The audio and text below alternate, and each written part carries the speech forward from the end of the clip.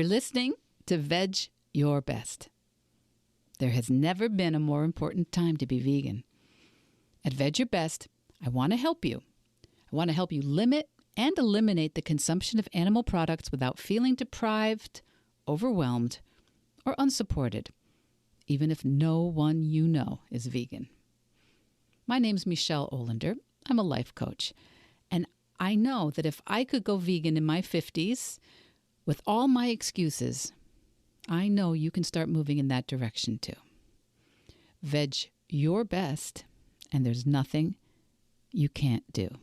Episode 177, my top 2 goal-setting tools.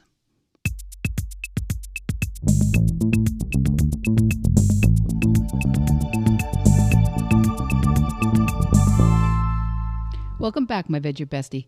Welcome back. It's still January, and if you're new here at Veg Your Best, welcome. This is a great time to be joining this community. Now, last week for January goal setting, I called it my backstory. This week, we're talking about my top 2 tools for goals. My top 2 tools for goals, and that's to zero in and no 0 days. Now, I tried to decide whether these were actually concepts or hacks or mental mindset constructs. Now you see why sometimes it takes me until the last minute to finally record the episode, because I keep some of these things in play in my brain with no decision right until the last minute. But I think I decided tools, my top 2 tools, and I think, well, we might throw in another one. You never know once I start. But my top 2 tools for goal setting. And yes, we have just come through New Year's, rapidly followed by Quitter's Day. Do you all know about Quitter's Day? I think I only learned about it last year. Could have been the year before. The second Friday in January, they call Quitter's Day. And that's where a large chunk of people, according to researchers and boffins and I think gyms, report that by the second Friday in January, a large chunk of people say, yeah, no. For the weekend, they kind of punt it, and then, well, it's hard to get back, right? So here we are, January 23rd, when this episode drops. And even if you haven't dropped your plan or your goal, you may be losing some steam. You may be losing some focus. And for sure, I would say for sure, focus is really at the heart of the issue for me and for most of my clients. We don't so much fail at our goals, we just kind of forget about them. You know, I'm someone who sets goals for myself throughout the year. Typically, they are not super focused on January 1st. And whenever my clients start working with me, usually they set in motion some sort of goal or intention. And just like them, I have trouble keeping up on my new goals too. And that's because they're new. They're new. I have a million things I'm already doing. And the new things, I just forget that I wanted to do them. It's so easy just to forget. And I know, isn't that the most boring reason you've ever heard to have trouble with your goals? My clients, when they're having trouble, they hardly ever come to me saying, I just keep forgetting about my goals. No, they don't usually say that. They usually have a whole story. They have a whole story of how they're broken and goals have always been a problem, and maybe goals actually make them feel worse about themselves. And it's too late at this point, too late at our ages, right, Michelle? Change is just too hard after 50. Or, I'm not just the monkey in this patriarchal industrial self-help system. That is one I heard recently. And I agree. We aren't monkeys in some sort of patriarchal industrial self-help system. We don't want to be that. But there are things you probably do want to do. So Last week, I mentioned one past goal that I thought was really important for me. I was convinced of this, that this was really an important goal from a health and discipline point of view. Cold water. Cold water plunges and cold air exposure. And I happen to be, for a large part of the year, I'm quite close to the Atlantic Ocean. And I know people who, even older people, older than I am, who regularly get in and either swim or plunge in cold water. And I thought, for sure, I should do that, right? People like Wim Hof, the Iceman, he says it's super healthy. Of course it is. I'm sure it is. I'm sure it would be super, super great for my flighty brain, too. Definitely, I thought I should do that. Well, the closest I ever got was turning the shower down to cold-ish a few times. And then I just started to really, really condemn myself about it, and think, gosh, I'm really useless and undisciplined. And, maybe even worse, maybe I'm a real, just hothouse flower who just can't survive in a real world. And just because I wasn't getting any traction in this goal, I wasn't even doing the goal. So that was a lot of negative self-talk. And then, quite understandably, as a defense mechanism to avoid my scathing beatdown, I just kind of forgot about that goal until I looked at the list of goals months later. And I saw that it was an example of a goal that's full of should. It wasn't even really my goal. It seemed like something I should do.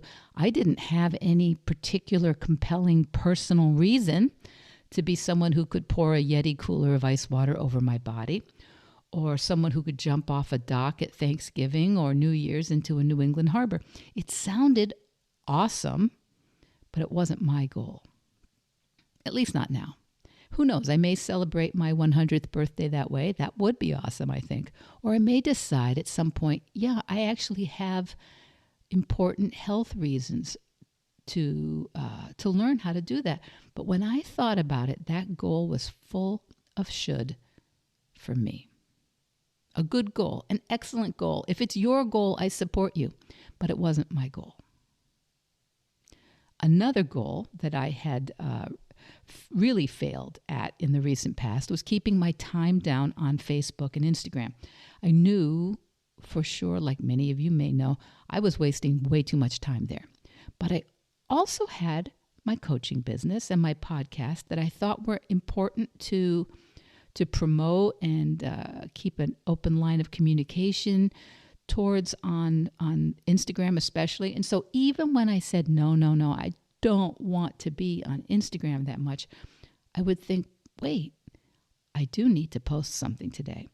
I do need to remind people there's a new episode out. Or I do have this great vegan company or business or restaurant that I really wanted to share. Or we have this great guest this week and they have a book out or a new course. I should remind them you can sign up for my weekly email. Have you signed up for my weekly email, the Veg Your Best V-mail? Super easy to do. You can just follow the links in the show notes. But anyway, this is all especially good. Actually, the V-mail is good if you want to stay off social media more because you can stay up to date with Veg Your Best and the guests and the topics without being on Instagram.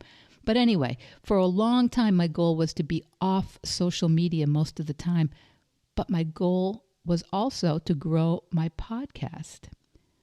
So my goal to be off social media and my goal to grow my podcast and my business were at odds. And I did not have a structure. I did not have a plan. And my phone was a super big tattletale every week telling me how many hours I was on Instagram.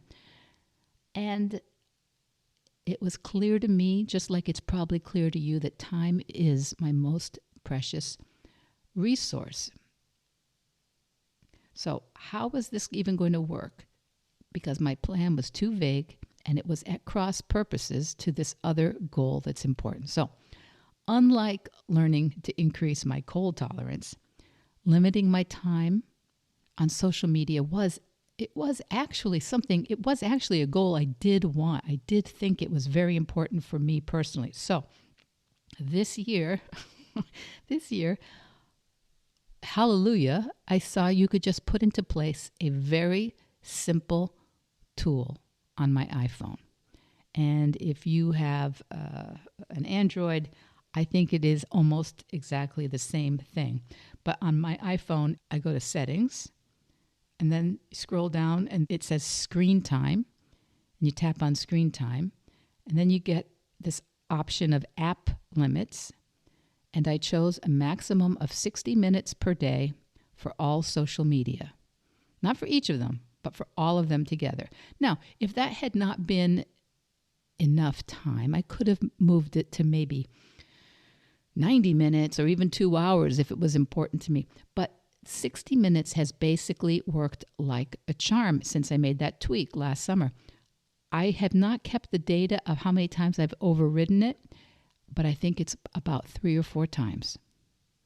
I've only overridden it about 3 or 4 times since I started using that lock on my social media. It is easily overrideable. There are some apps I think you can do that make it much, much harder to override.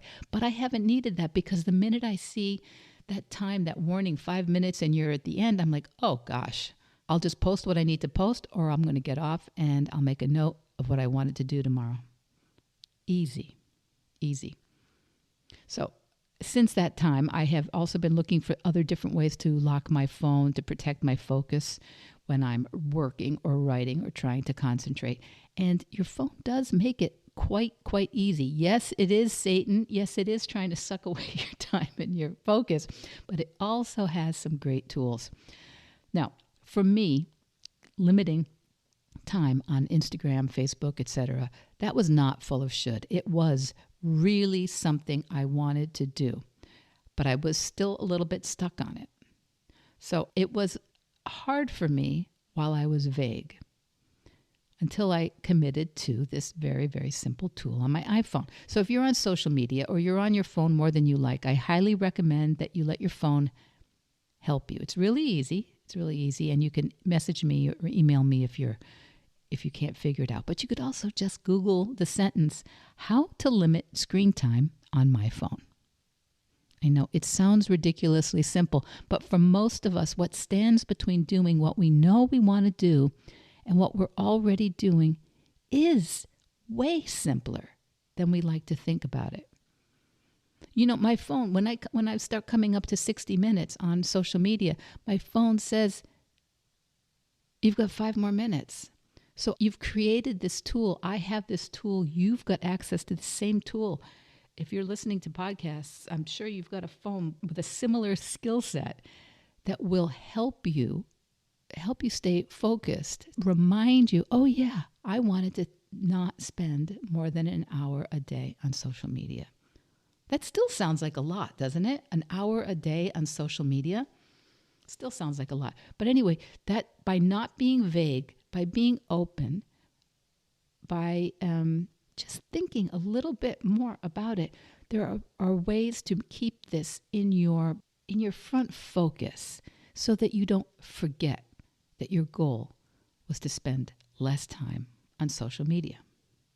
So as I say, it is way simpler to stay focused than we like to think. We like to think that we're complicated, magical unicorns with some sort of unique backstory that first needs to be addressed and unraveled and validated, and that goals, at least the way other people do goals, that's impossible for me. And you know what? That may be true sometimes. And when I say maybe, I mean hardly ever. Hardly ever. Most of the time, it's much more likely that we just have a goal that's full of should and not ours, a goal that doesn't really mean that much to us, or we have a goal that's too vague and there's no structure to remind us that we have that goal. We don't have a system that reminds us that we have some way of ascertaining whether we're making any improvement or getting further along at that goal or not. And when my goal for cutting back on social media was too vague, I caught myself a bunch of times going, how is it this is 3 hours on Instagram? Or am I just going to end up frittering away my entire ADHD life on this nonsense? And those are not good questions. They are not good or helpful questions. They're normal. It is normal to throw your hands in the air when frustrated and ask, why me sorts of questions. But if you had a coach, if I were your coach, I would help you redirect your brain towards a little bit better question. A question that might help your brain come up with some strategies that honor the fact that, yes, sometimes things are hard for you right now. Sometimes new stuff is hard. We want to honor the fact that you have a lot going on right now, and new habits and new strategies, they need to be nurtured. A lot of us have very similar sorts of goals, but the strategies that we need to meet those goals, those tend to need to be very custom. Each person has different strategies that they need to put into place. That part is very personal. We want you to make the most progress possible on your goals without triggering any of your own individual level of overwhelm.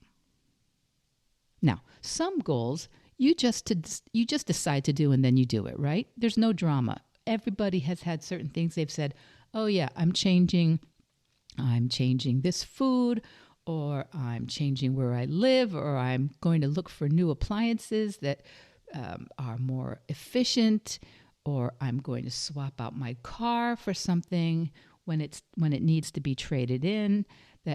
We just make a decision and we follow through it, and it's not an issue. No drama.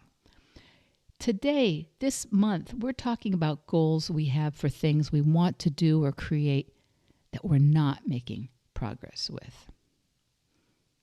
So we do that by zeroing in on what the actual goal is, whatever it is, and what that goal, that longer term goal, looks like in the course of today. You want to be stronger at the end of the year? Well, what does that look like for you today? You want to finish your degree with a certain GPA. Well, what would that mean for you today?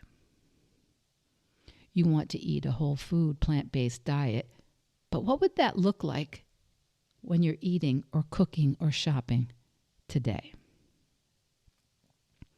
Oh, hi, Michelle. You want to finish a rough draft of your book? What does that mean today?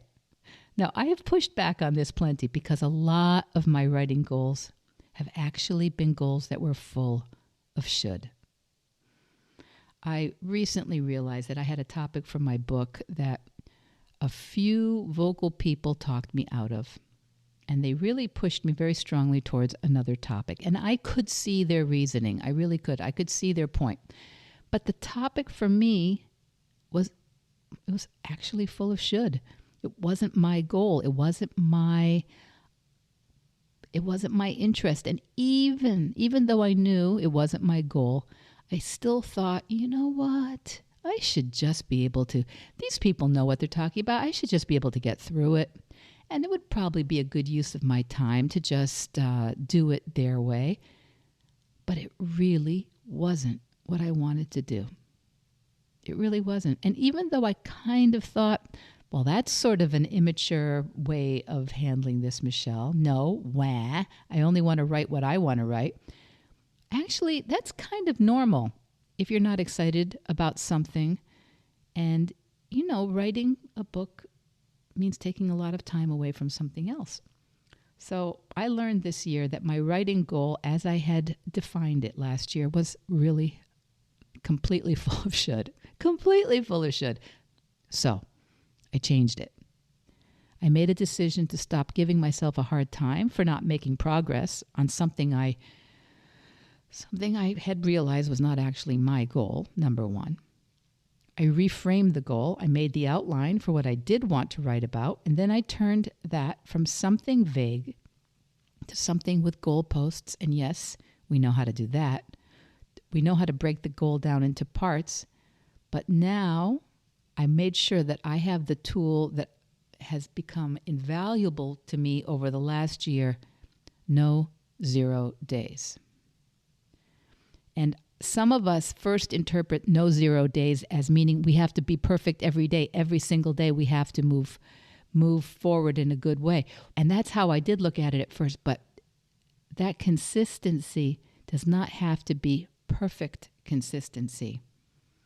No 0 days means no matter what, I do something every day on the goal. Something that moves the project forward. Occasionally, that may mean that I just open up the document at the end of the day, just before I go to bed, and realize, oh my God, I didn't do anything on it today. I go to my computer, I open up the document, I look at the document, I read over a little bit of what's there, and I write a sentence.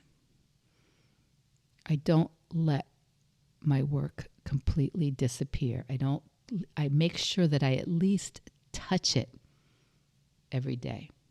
No 0 days. No 0 days. Well, it's what worked for me this year. And if you know how I am always learning languages, I love languages. I have a lot of materials and PDFs, and I have downloaded videos and, audio materials. I have very complicated ideas about which ones I want to listen to or watch or read or study and in what order. And I do a lot of it. But no 0 days means that every single day I do Duolingo in Spanish, Italian, French, and Polish. Every day. Every day. That just takes a few minutes because Duolingo has these very short, I don't know if it counts as AI, but they have these these computerized lessons which remember what you had trouble with, and they space the things that you didn't get right so that you can always revisit where you need growth. So it takes care of you being kept up to date with what it's taught you. So every single day I do Duolingo in Spanish, Italian, French, and Polish. Every day. So I will never, ever go any more weeks and months or years without making any progress at all in one of those languages.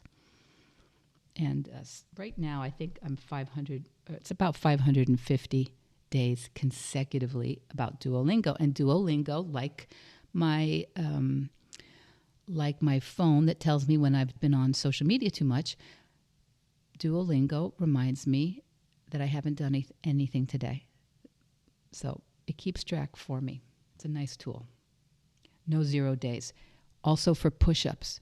Every single day I do one push-up in the morning and one in the afternoon. And that's been going on for a while now, but it's something I've really learned because I've seen how that has compounded. And yes, I usually do more than one, but even if I do just one, I am maintaining that practice and some of the strength. And yes, every once in a while I go, oh my gosh, it's 10:30 p.m. I'm about to crawl in bed, and I remember I didn't do my push-up, so I can just go do one push-up. Or 3 or 10, but no 0 days. And this year I added weighted squat. We'll talk more about what I've added this year. But this past year I added weighted squat. And I consider myself to be in compliance with that goal as long as I do one squat holding something. Not a toothbrush, but something a little bit heavy like a stool or a big book or a basket of laundry. If I'm downstairs, a kettlebell. But as long as I do one squat, I'm in compliance with my goal and I'm honoring my goal. No 0 days. And it's ratcheted up this year, but I walk every day. I try to walk even if the weather's not super great. But last year, my goal that I set in January of 2023 was 10,000 steps per day, to actually have the average on my health app on my iPhone 10,000 steps. It keeps track for you. Because the work I do, recording and coaching and writing, means a lot of sitting. Sometimes I can stand, but it means a lot of not that much movement. So I think it is essential for me to make a concerted effort to be walking a good amount every single day. But 10,000 steps. Have you ever had a child or been the child who would get A's on tests and then not hand in the homework, thereby averaging a 0 in with a 95%? That is what a 0 day is like. Now, if I walk 10,000 steps and then the next day I don't walk at all, okay, now I'm averaging in a 0 or close to a 0 with 10,000.